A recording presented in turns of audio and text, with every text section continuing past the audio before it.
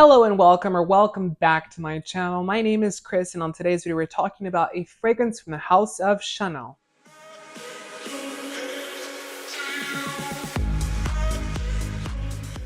So today we're talking about a fragrance from the house of Chanel. By the way, if you can hear background noise, the washing machine is going. I hope the mic doesn't pick it up, but if it does, I apologize in advance. But today we're talking about a fragrance from Chanel, and this is part of the Les Eaux range. The Les Eaux range is very special to the house of Chanel. Although it is newer, it doesn't have, a bunch of historical ties to the house of Chanel, when it comes to being around forever. The actual Les Eaux range is inspired from locations that were significant to Coco Chanel and her rise to the queen of fashion. So the one that we have here today is called Paris Venice, or Paris Venice, or Paris Venice, or however you say it, I'm sorry. But it's Paris and Venice. It's essentially, that's what the name of the fragrance is. This is what the box looks like. So I have made comments because I did review Biarritz, and Biarritz has the same box as this, obviously. It just changes when it comes to the name itself. And it's nothing special. I don't think this is a box that is meant to be kept anyways. I think it's a box that's meant to be recycled. And for the price point that this fragrance is, I'm not mad at it. I think it's a fair box. Do I expect more from Chanel? Yes. But do I think it's a fair box? Sure.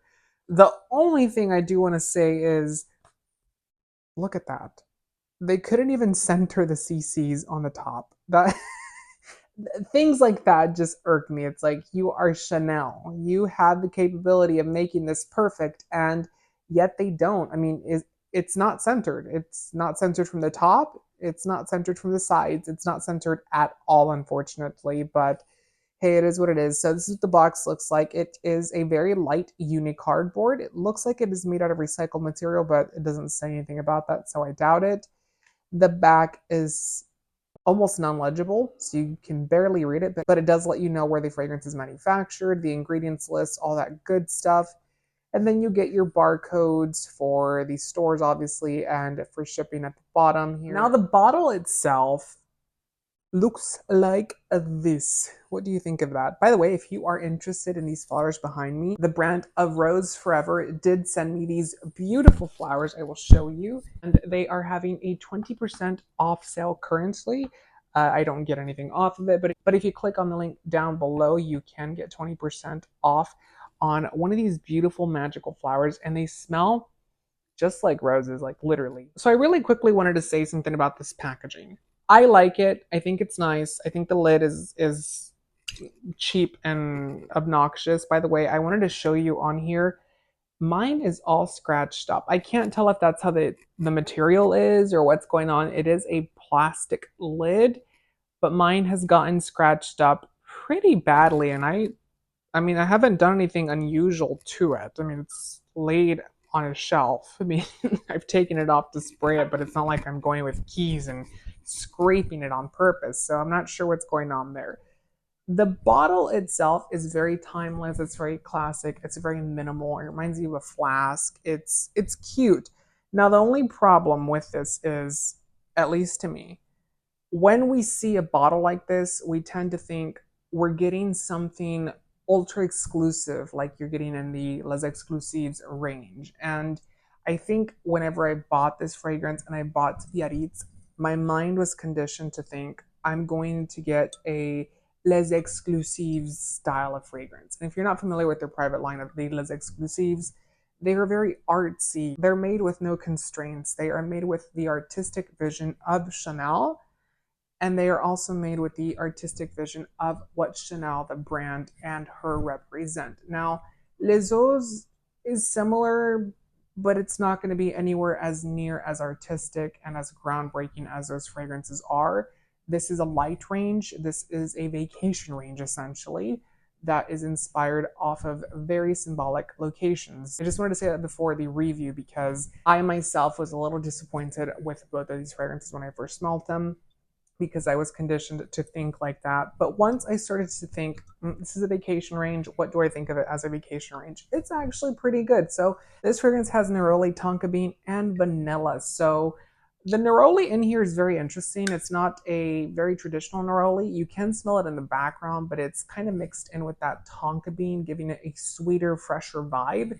It's like they merged them together into one note. And then that vanilla accord gives this fragrance a creaminess, an almost ambery-like accord. It is very fresh when it first opens up. It sparkles like the canals in the city of Venice. The city of Venice is very symbolic to Coco Chanel herself. She escaped to the city of Venice after her lover died in a car accident, Boy Capel or Arthur Capel, and he was the love of her life. I don't think she loved ever since. I don't think she loved anyone after that, actually. And she escaped with her good friend Mizia, her Russian friend, to the actual city of Venice. There she met the creator of the company, the Ballet Russe, and she actually financed one of their productions. And the city has so much, artisticness when it comes to it, and she was inspired by that. She was inspired by the actual symbolism of the actual city. So, for example, the lion is very symbolic to the city of Venice.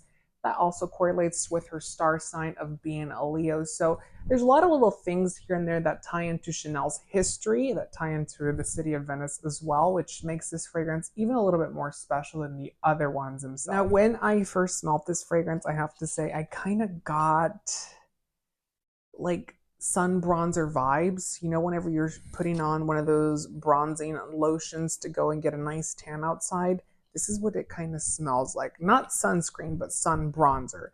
Very different smells, just so you are aware. Bronzers are typically mixed with fragrance and oils and things to make you more bronzed. Sunscreen just smells like chemicals, titanium dioxide in particular. And it also smells vibrant, it smells fresh, it smells clean, but the fragrance has a sense of warmth to it. It's a warm fragrance. It's a warm, fresh fragrance. And it's very well done. It's very tasteful. It's very much with the city of Venice, because if you've ever been to Venice, it's a very beautiful city. It's going to be missing in a couple of years, with global warming, unfortunately, but the city itself is just magnificent. It is breathtaking. And it is a very romantic, artistic city, but it kind of has a gothic feel to the actual city, which is unlike any other city in the country of Italy that I've been to. This is a very special place in my heart, and it has a very peculiar smell as well. Does this smell like that? No. I don't think it smells like the city of Venice. I think it smells like the city of Venice from a very touristic eye.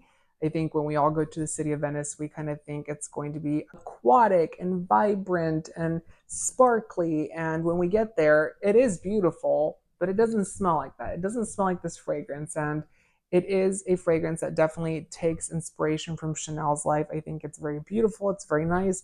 I will say that the longevity for this one is actually better than Biarritz. I did try on Biarritz, and that was a very disappointing fragrance. I will say that this one lasts a lot longer, but it does become very much a vanilla tonka bean concoction on your skin, and then it kind of dissipates and becomes a skin scent afterwards.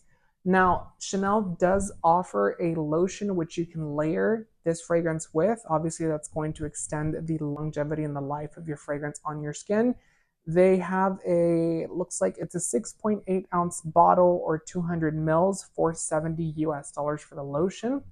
Now, for price point, this is not super expensive. It is pricey, but not super expensive at $150 for a 4.2 ounce bottle. Or you can get a small, which is a 1.7 or 50 ml bottle for the price of $113. So not breaking the bank. They are eau de toilettes though, so just take that into consideration. It's not going to be the longest wearing fragrance out there. I don't think, I can't speak for the rest of them, but at least Biarritz and Venice are not the longest wearing fragrances. I don't think they're intended to be though. They're vacation scents. They're easy for you to throw into your bag, into your pocket, and spray on as the day progresses. And they're very, very nice. They kind of, I don't know, they kind of wear like colognes, if you will, though. I mean, not like eau de toilettes. But anywho, what do you guys think of this fragrance? Do you like it? Do you not like it? Are there any of the Les Eaux fragrances that you think I should try or that are your favorite? Let me know down below. Also, make sure to give the video a thumbs up and subscribe for more fragrance related content. Until next time, you guys, take care. See you then. Bye.